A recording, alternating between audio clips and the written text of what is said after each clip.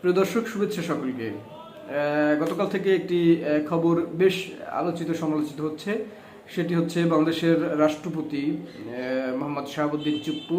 তিনি রয়টার্সকে একটি সাক্ষাৎকার দিয়েছেন এবং সেই সাক্ষাৎকারে তিনি উল্লেখ করেছেন যে অন্তর্বর্তীকালীন সরকারের বিভিন্ন আচরণে তিনি অপমানিত বোধ করছেন এবং সেই কারণেই যে 12ই ফেব্রুয়ারি 2026 যে ত্রয়োদশ জাতীয় সংসদ নির্বাচন অনুষ্ঠিত হবে, এই নির্বাচনের পরবর্তী সময় তার দায়িত্বকালীন সময় পূর্ণ না হলেও তিনি কিন্তু পদত্যাগ করবেন।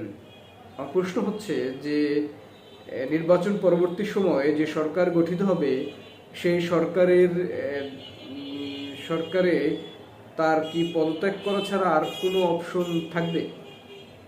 তিনি কি চাইলেই থেকে যেতে পারবেন রাষ্ট্রপতির পদে তার মেয়াদ পরিপূর্ণ না হলেও?